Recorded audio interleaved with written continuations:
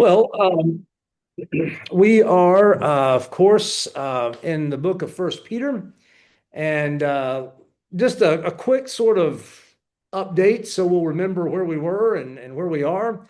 Um, First Peter is written to Christians who are where? What city are they in? Turkey, the area. They're in the Asia Minor, what we call Turkey, and they're in several cities scattered out. Church, Huh? not directed to one church. Right. Like Northwest Church of Christ. Right. No, none of that. Scattered out churches who are Christians who are scattered over several cities in the Asia Minor area. They are called foreigners and aliens, and they are called the dispersed. They are scattered among the world, and um,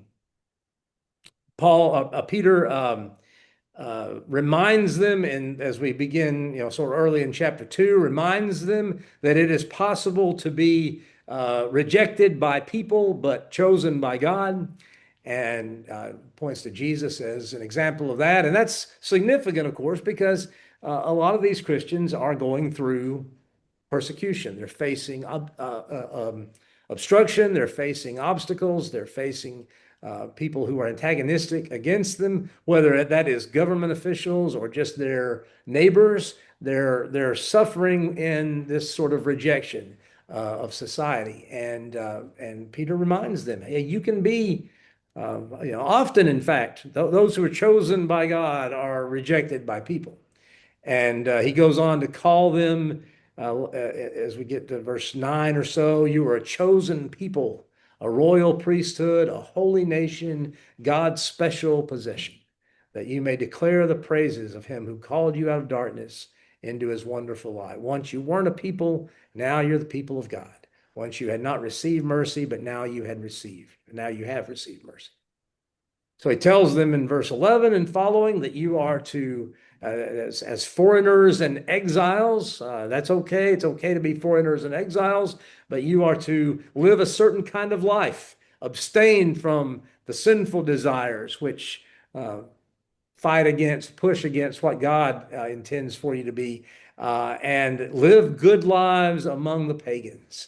Good comes up quite a lot in these two chapters of First Peter, that word good. And we'll look at that each time it comes up, but you'll notice that word good popping up quite a bit. What does that mean? What does good mean? What's a good life? What's a good life among the pagans? That's an interesting phrase there.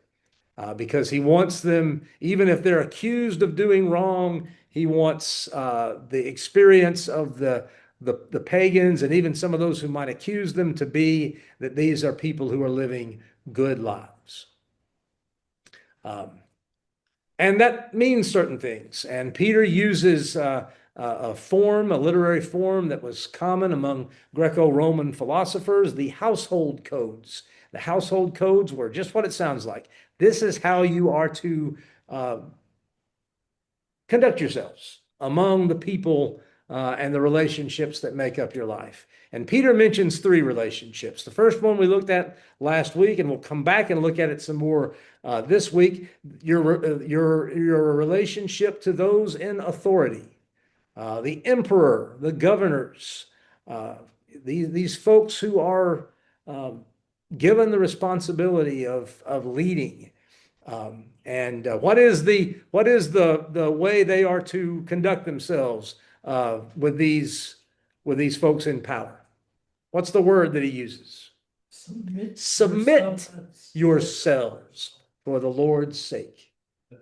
That's a tough one. We talked about some of the reasons that's tough. We're going to talk some more about some of the reasons that's tough today, because we're also going to look at the other two relationships. What are the other two relationships that we didn't look at yet? Slaves to their masters. Slaves to their masters. That's going to be an interesting one for us. And then wives and husbands. So those are the three relationships that Peter uses to create his sort of Christian household code. Your relation to government, your relation to if you're a slave, relation to your master, and if you're a wife, particularly relation to your husband, though husbands are mentioned as well and their responsibility. So if you look at verse 18, Peter writes these words: slaves, in reverent fear of God, submit yourselves to your masters. Does that sound familiar? Yeah. We just seen submit in the relationship between, with those in authority. And it's the same idea, right? Submit yourselves for the Lord's sake. Here it's in reverent fear of God, submit yourselves to your masters. Not only to those who are good.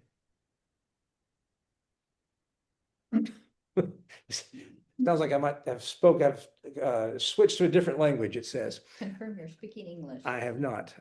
Okay, so even though it may feel like it. So slaves, in reverent fear of God, submit yourselves to your masters, not only to those who are good and considerate, but also to those who are harsh. Now, let's just acknowledge right from the beginning, what's our struggle with these verses? What's hard about these verses? We don't believe in slavery. We don't believe in slavery. What we think Peter should have said is, slaves, you're free to go, do whatever you want. You don't have to stay enslaved to your master. That's what we secretly think Peter should have said, right? We sort of don't like the idea that what Peter does is basically reaffirm the social institution of slavery. By saying to these Christians, here's how you should behave yourselves. That's a little hard for us. That's tricky for us. In fact, one of our teenagers looking at this very text said, what even is happening here? What even is going on with this text? Why in the world would it say this? They were shocked to find this in the Bible. We sometimes overlook things and aren't as shocked as we probably should be. And it was one of the texts that was used by American well, not only Americans, but Mhm. eventually pretty much Americans to justify slavery, enslaving Black people, African people. So you have to, even though, okay, slavery is wrong, okay, no matter how you put it, but you have to look at the historical context. There's a huge, there's a big difference between the slavery that existed at this time, I think, at least in these areas, and the slavery that existed in the American South and well, for a while everywhere. This was a slavery. This slavery was not racially based. The slaves generally at this time were people who were taken Captive. as captives after a victory in war. And also, a person could become a slave because of debt.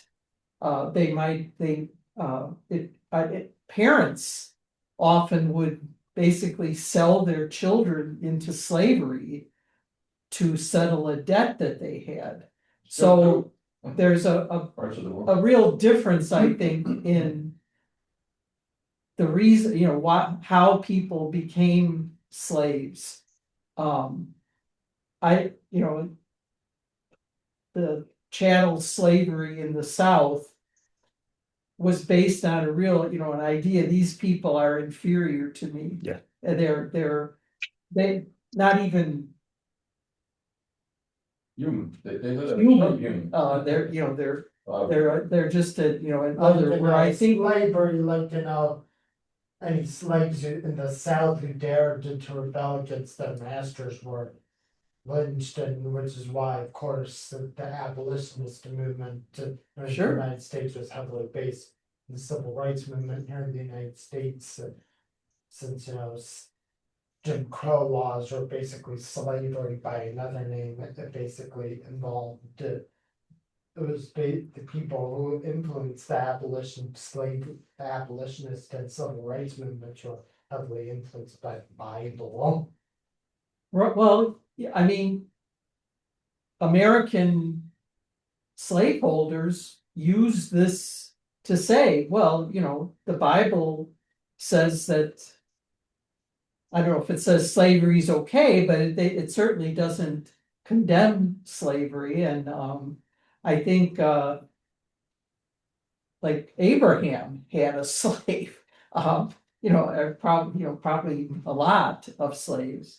So, it's a really fraught subject.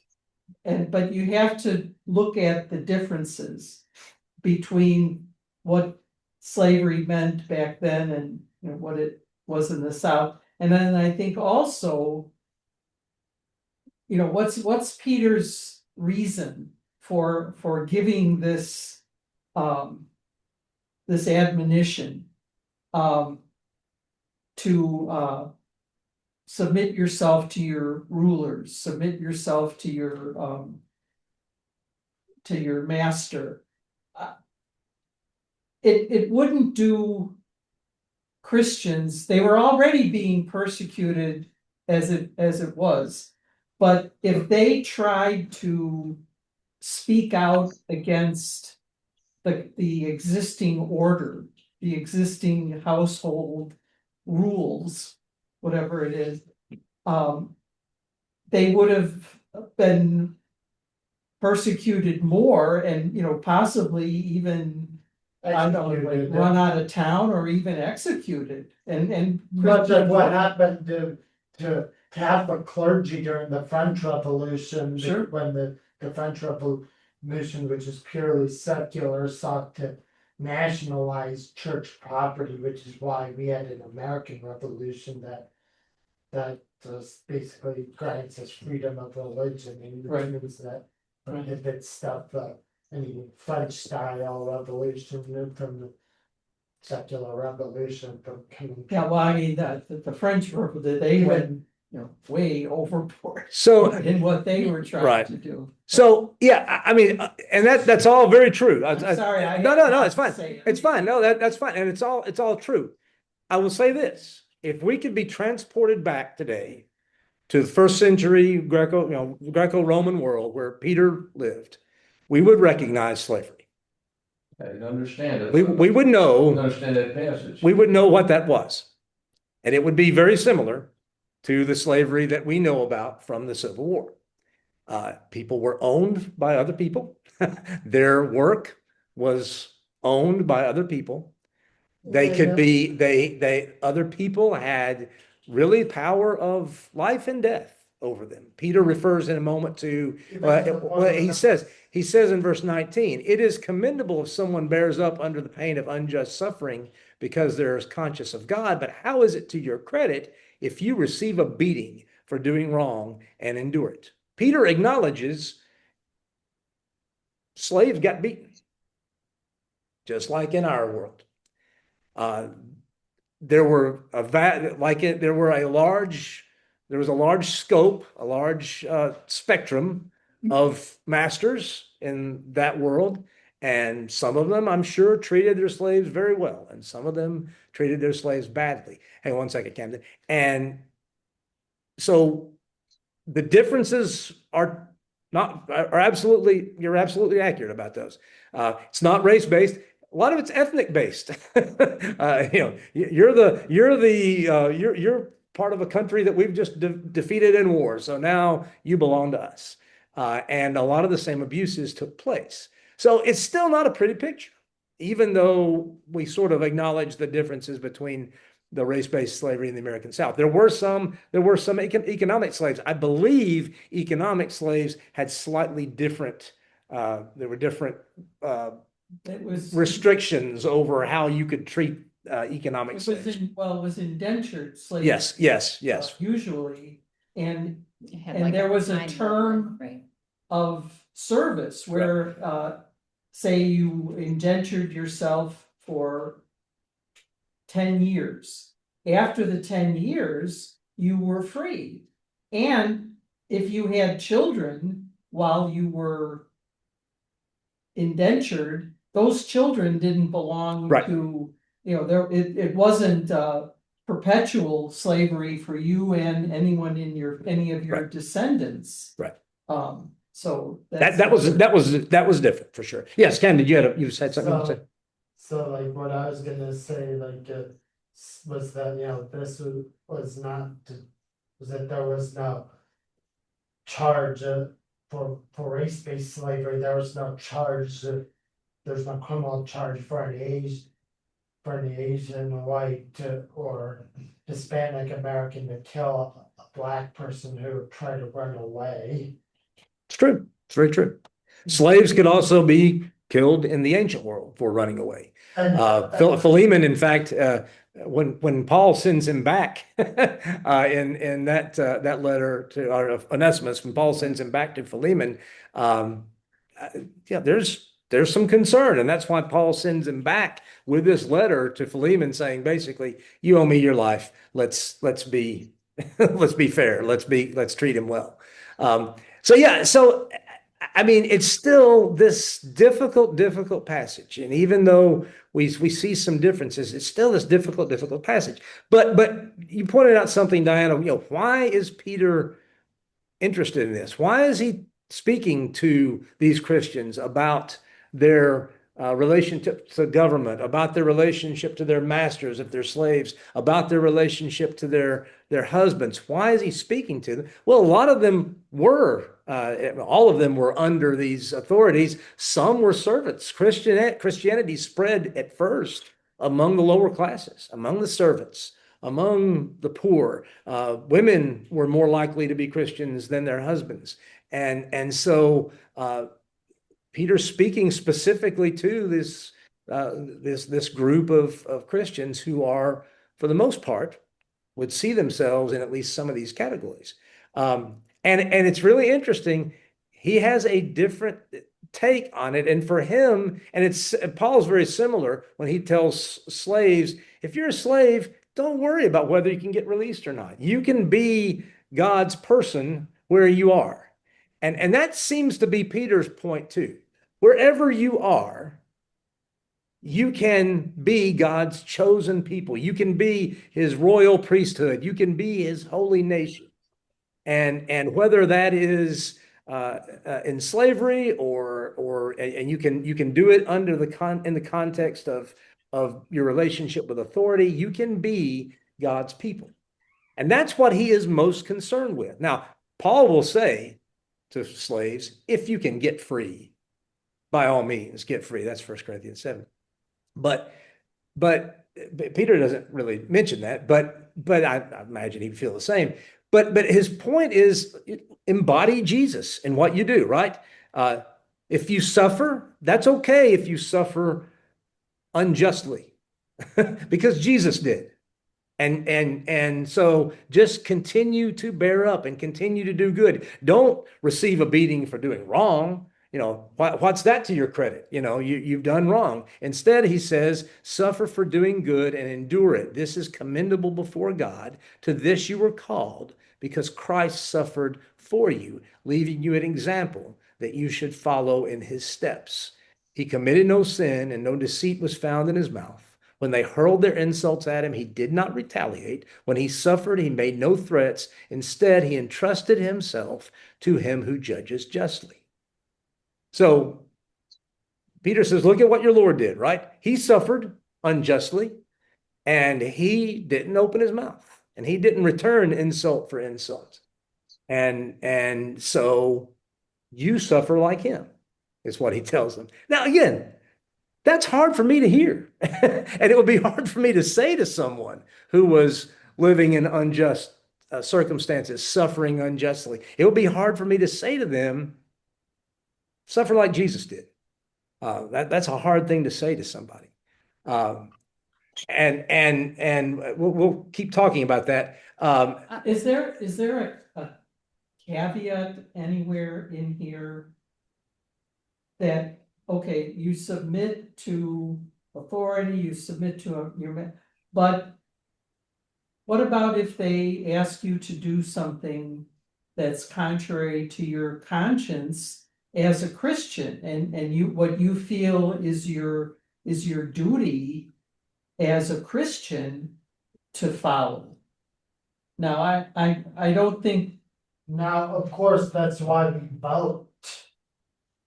That's why Well, we have- I don't think there's a caveat here. So there isn't a mention specifically a caveat. I think a couple of things. I think one thing is, I think it's sort of assumed, right? You know, I think it's sort of assumed just assuming that people would. That- vote, okay, if that they there's a ask you to do line Something. that there's a line beyond which we can't go. Caught in other parts of scripture though. But We draw a line sometimes. But it's real interesting that there's not a caveat here. And let's keep talking because this is hard. This is supposed to be a difficult test. Were you gonna say something? I was just gonna say the two things that I think just, stand out so much is, one, he's addressing the slaves. Probably there's not a lot of instances where slaves got addressed, right? So that's just mind blowing that they are being spoken to. If this letter was being read at someone's house or the synagogue, these are the slaves that are hearing this. So that's mind blowing that they are the ones that are gonna hear this message and they're the ones that are Christians. And then the message is suffer in silence. Yikes. Yeah, That's I think- hard. This is hard. This is hard to hear. And I would say this, usually in the household codes, it was the people who were in power who were addressed. Because the people who were the inferior, They were making the Kool-Aid or. and they had no choice. They had no choice. Right. They had no choice. It's interesting that Peter here, and Paul does the same thing with his, Addresses them. addresses the people who are in the subordinate position as though they have a choice. And I think that's really interesting because what Peter believes is you do have a choice. And the choice I want you to make is acknowledging your freedom in Christ. Don't use your freedom for selfish ends. Use your freedom to do good. And where you can do the most good right now, slaves, is by being the best slave you know how to be. And if your master beats you for that, God you is know, pleased. God is That's what it pleased, says. right? God is pleased with you, even if he's not. And you are following in the footsteps of Christ. Now, we read this and all of this and we go, well, this is sort of a moot point because in our society, slavery is illegal. And by the way, I think I would get 100% agreement if I said, raise your hand if slavery should be illegal. I think you would all say, yes, slavery should be illegal. I think we all would recognize that. And so it's interesting that we sort of can read this sort of detached a little bit. The ones on either side of it, we don't read so detached, and we want to talk about that. So let's go on to chapter 3, verse 1. Well, we should mention that Peter sort of goes off on a tangent here talking about Jesus, but it's not entirely a tangent. He himself bore our sins in his body on the cross. And I think slaves who maybe were being physically punished could relate to bearing someone's sins in their bodies.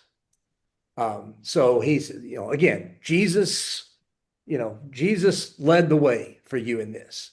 So that we might die to sins and live for righteousness. By his wounds you've been healed. For you were like sheep going astray, but now you've returned to the shepherd and overseer of your souls. Who's your boss? Jesus. Who's your shepherd and overseer? Who's your master? Jesus. You're his people, even though you're slaves. You're his chosen people. And so continue to live good lives among the pagans. I read that and that is unsatisfying to me. I at least want Peter to say, now you slave owners, you should release all your slaves, but if you don't, you should treat them in this way. He does not do that. He doesn't do that. And that's, to me, that's unsatisfying. I don't like that because I live at such a distance from this, of slavery as a social institution. So let's read the next section, and then we're going to come back and talk about all three of these together. Wives, in the same way, what's the word? Submit. Submit yourselves. We've seen that word, right? If you're living under government powers, and you all are, submit yourselves. If you are slaves, submit yourselves to your masters. Wives, in the same way, submit yourselves to your own husbands, so that if any of them do not believe the word, they may be won over without words by the behavior of their wives when they see the purity and reverence of your lives. Ephesians 6:14, right? This is 1 Peter chapter 3, verse 1. When they see the, and verse 2, when they see the purity and reverence of your lives. Your beauty should not come from outward adornment, such as elaborate hairstyles and the wearing of gold jewelry or fine clothes. Rather, it should be that of your inner self, the unfading beauty of a gentle and quiet spirit, which is of great worth in God's sight. For this is the way the holy women of the past, who put their hope in God, used to adorn themselves. They submitted themselves to their own husbands, like Sarah, who obeyed Abraham and called him her Lord. You are her daughters if you do what is right and do not give way to fear. Husbands, in the same way, be considerate as you live with your wives, and treat them with respect as the weaker partner and as heirs with you of the gracious gift of life, so that nothing will hinder your prayers. It's interesting here that this is the only relationship in which Peter speaks to both sides. He speaks to wives and he speaks to husbands. So let me ask a couple of questions. Do we think it is a sin for women to wear jewelry? No. No, I don't think. Do we think it is a sin for women to wear elaborate hairstyles? Why do we not?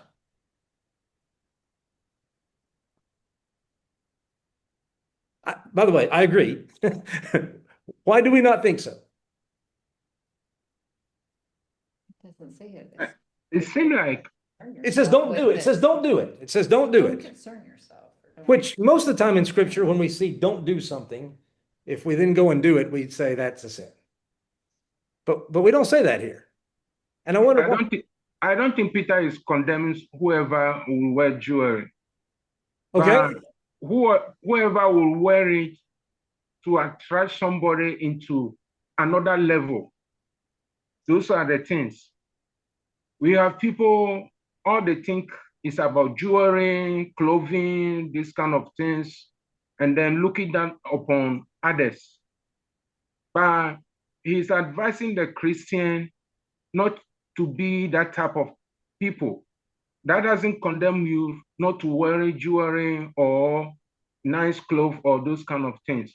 I don't think so.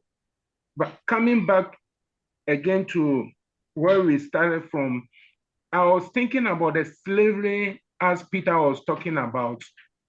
We all know that the Jew, when they were expecting Christ, they think Christ will come and save them out of a situation, physical situation, not spiritual.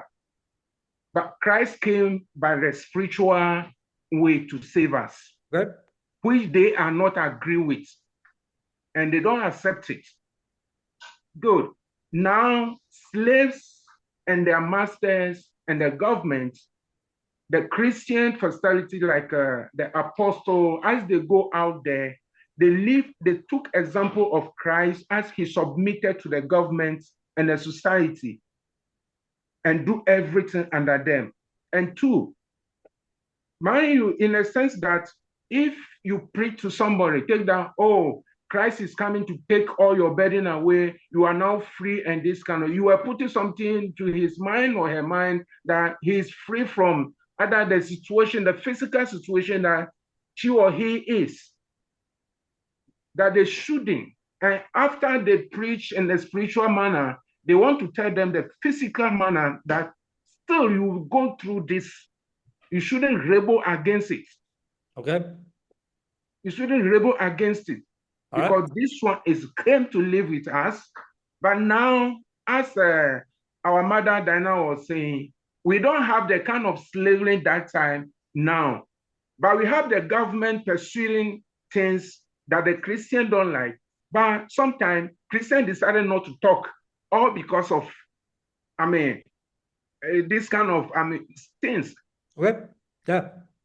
Good. Kevin, you had What some. I was gonna add here is how this Bible verse, these Bible verses, First Peter basically teaches that men and women are equal, that therefore like men should not fall for anything that the manosphere teaches, whether right or wrong. Okay. So we don't think that elaborate hairstyles or jewelry are a problem necessarily, right? Now we recognize could be a problem, but we recognize it's not a problem.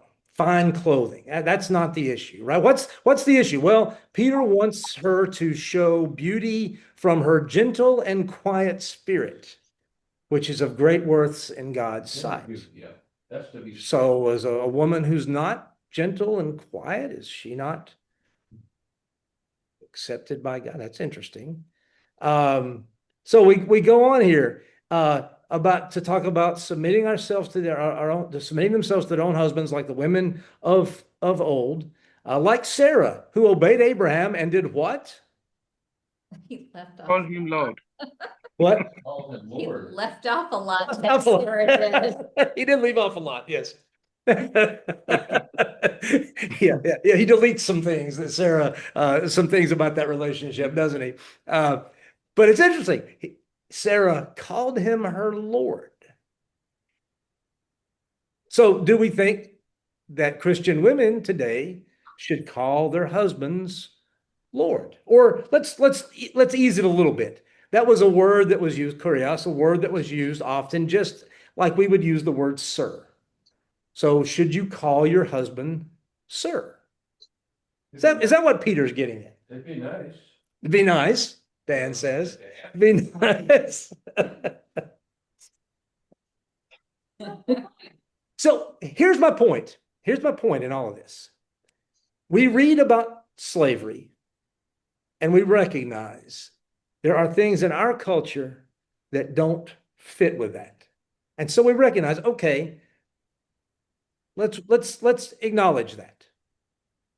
Well, there are also things in our culture that don't fit with this picture of husband and wife relationships. Most of our marriages are far more equal. Even as for Christians, most of our marriages are far more equal. I don't know of any woman who is supposed to call her husband sir. And I know that there are some Christian groups that that really get pretty serious about jewelry and about clothing and what you wear. But for the most part, that's not an issue. We've acknowledged that in our culture, there are things that don't mesh. And if you keep in mind what Peter is wanting is for these Christians to live lives in a way that make the pagans around them say, I admire that person. I admire that life. And I think it is absolutely not even allowable. It is essential that sometimes as we read texts like this, we recognize things do not move over from point A to point B easily. And sometimes not at all. And we have to recognize that. So I don't think, for instance, that if we have this sort of sense of husband, wives having to submit to husbands. By the way, these texts, these three texts, are all in a book with others that I read several years ago called Texts of Terror. And it was about, I can't think of the author right now, and it was about Bible verses that are used to club people into submission. And if we're trying to force people into, well, okay, one thing that pops to mind is wives that are told by church leaders, abused wives told by church leaders, go back to your husband and submit to him. Well, that's just malpractice. That's just spiritual malpractice.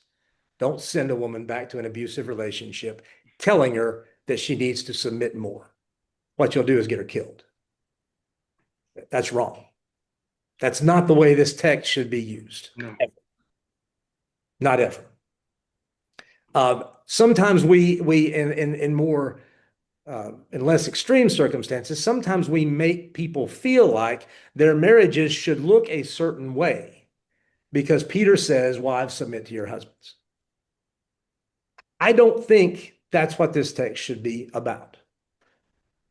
And I think we live in a culture in which husbands and wives, men and women, are much more equal. And I don't think this text should make us force our way back into the old way of doing things just because this was the lifestyle back then. And in our culture, there are significant differences in the relationship between men and women, husbands and wives. Like, for my grandparents' generation, for our grandparents' generation, it was typical. It was very common for men to be the heads of households. Yes. Even when women were. Yes. Yeah. So, Paul will say in his household codes in Ephesians 5, wives, submit to your husbands. Husbands, in like manner to your wives, and both of them operating off this word submit. Peter says, be considerate as you live with your wives. Treat them with respect as the weaker partner and as heirs with you of the gracious gift of life, so that nothing will hinder your prayers. Believe it or not, that's a fairly enlightened view of things in Peter's day. That's a fairly enlightened view of husband-wife relationships. Women were generally considered inferior to men. Because of that. And Peter's they day. ate that- Well, no, even in pagan circles, even in non-Christian circles, women were considered in Greco-Roman society, they were considered inferior to men.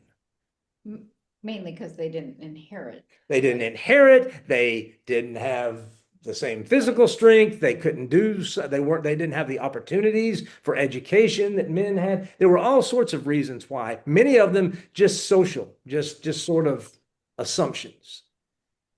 So there was this sort of, undercurrent that women were inferior in most ways. And there was a class of citizens called Hetarai. The Hetarai. Anybody ever heard of the Hetarai in Greco-Roman society? The Hetarai were, we would call them escorts. They would go with men to symposia and other sort of functions where a lot of educated ideas were discussed and wine was drunk and food was eaten and sex was often a part of that relationship. And that was just the way it was. Even though, frequent sex still today, of course, is associated with a lot of pleasure and happier marriages. Yeah. So that was the relationship, and that was just sort of assumed to be the case. You couldn't sleep with a woman of a higher class. That was wrong, but you could certainly sleep with a Hetarai or other prostitutes. That was just common practice. So Peter's writing in this kind of culture, and what he says is actually pretty enlightened. That she's heirs with you of the gracious gift of life. God made her an heir just like you. And that's striking, as you pointed out, because women didn't inherit, right? But they do from God. They inherit life from God, just like you do. And so treat them with respect. Be considerate with them as you live with them. Think about their interests. He doesn't use the word submit, but the idea is, care about her and look out for her. But again, I think we need to recognize that sometimes commands don't just cross over this large gap between their world and our world very easily. And as we go back to the idea of government, we live in a very different society. And I do not agree when Christians are told you should not engage in peaceful protest. I don't agree with that. If a Christian feels the need to go out and engage in peaceful protest, For example, a good example is was against the Supreme Court's ruling and was against the Supreme Court's ruling in 2015, Obergefell versus Hodges, that ruled that marriage that redefined marriage to include homosexual couples. that could be one way. Another way might be you go out and you protest racial injustice. You go out and you protest, the killing of the unjust killing of a person by a police officer. These are all things that, and I think that Christians on both sides of the aisle could certainly do that without being told you should submit. Sometimes I've been told, don't criticize the government, you need to submit to the government. Well, don't criticize, you need to pray. Well, we just prayed for our government, right? But does that mean I can't criticize them? Does that mean I can't say that something is wrong? Something is unjust? I don't think so. We live in a different world than Peter lived in. And so I think we have to sort of recognize these things and just acknowledge sometimes the way we interact with the people around us and the relationships that we are in might be different than the way Christians in Peter's day did. But still, we are to live good lives among the pagans, right? That remains. We are still God's chosen people. We are still God's holy nation. We still have to do that and be that. So I think part of the struggle that we sometimes have is trying to bring over things too starkly from their world to our world, without recognizing that there are some significant differences there. And we can acknowledge that. We can still live in submission to our husbands without feeling the need to call him sir and do everything he tells us to do as soon as he tells us, right? Right? Yeah. Right, Dan? Dan says no, wrong. But yeah, I think Dan even agrees with that. I think Dan even agrees with that. Yeah. So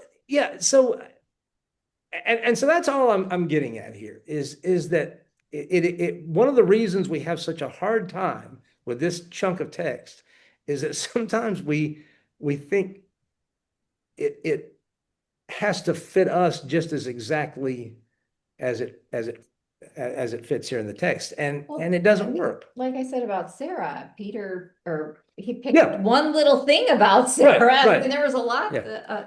Pick one little verse where she calls him sir, right? And yeah, and there's a whole lot he left out. Yeah, and so I mean we need to listen to his point, right? We need to recognize, all right, there are ways we can follow through on what he tells us to do here, the relationship that we're supposed to have. Submission is a way of life for Christians. Giving ourselves for others. That is a way of life for Christians, and it should always be a way of life for Christians. And it doesn't have to flow just in the way society says it must flow. And it certainly didn't for Jesus. And so we can be people who understand how to submit to those around us, look out for their interests. I think one of the ways love from a Christian is the golden rule, which we're going to talk about Sunday in VPS, right? Do to others what you would have them do to you. It's not wait to see what they do for you. It's you go do for them first. You go show them love. You go show them concern. That's a way of life for Christians. And that should, in all of our relationships, characterize the Christian's life. Love others, do to others as you would have them do to you. That should across all our relationships characterize our lives. But how that looks in our world might be considerably different from how it looks in Peter's world. And that's okay. That's all right. It doesn't have to be exactly the same. Anyway, that's my thinking on that. Yeah, but is Go it ahead, not go ahead, Jacob. possible, from the time that Peter and Paul were saying these submission issues, women really submit to their husband? Yes, they are. That time, there's a lot of things women don't have a say. That time. Yep. And then what Paul, Peter want to put in the mind of Christian women is Christ came in a different demeanor, different way. Our service in Christ is a different way. We have to put it in a different way. So don't think that as we are, joining you, the women and the men together, that means a woman, you have to crumble your, husband's head. No, but still submit to your husband. And at the same time, advising the men to do what? To treat their wife well. Yep. You see, but right now, as it is in the world, we are all seeing it. Things are changing different. But if you go to, let me say, part of our area, Africa, and this thing, this kind of that kind of tradition is still moving. It's still there. Yeah. That kind of submission, the old submission of women to men, are still there. It's like a tradition. Right. And right. two, No doubt. Yeah. Sarah calling Abraham Lord. The Lord is an English word.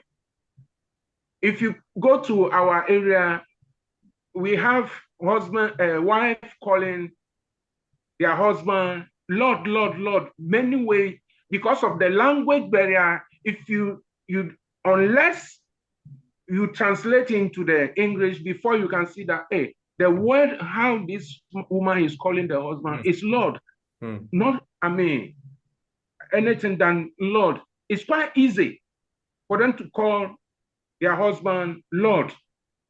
Lord. We have in the tree, we have in the distance. It's easy for Christian, at least, let me say, Christian women. Christian women, you pay a visit to Christian women, when you ask of the husband also, Mira, that is Lord.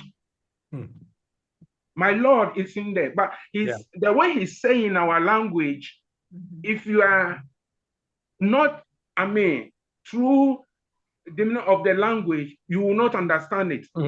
Right. Yeah. Right. By still referring the husband as a Lord. Yeah, that's interesting. Yeah. That's it. Yeah, that's still that's important in that culture, and used to be in our culture too. Sir, Okay.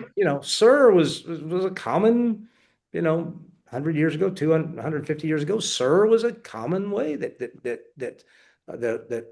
wives related to husbands. It's not the case now, and that's okay. That doesn't mean that you're less Christian if you don't call your husband Lord. No. We have a different. No.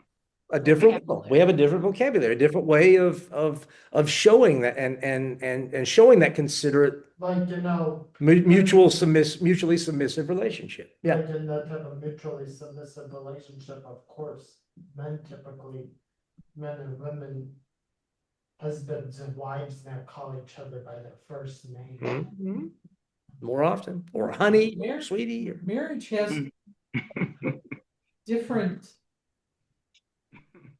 basis now. Yes. Back then, it wasn't generally based on a romantic or love relationship, although that could develop eventually, but it was generally a transaction, an arrangement to better the position of the family, one or the other of the family or both. And that continued. And there are places even today where arranged marriages are the Like, for example, in the Middle East, in Muslim countries, it's where It wasn't a relationship of equals either. It was not two equals entering into this relationship. There was already an inequity in the relationship. And now that's not the case. But So we expect that, but what remains is live good lives among the pagans. Even though Let them some- see you living good lives. Let them see you doing good. That's so important for Peter. Let them see you doing good. If you suffer for doing good, then that's not great.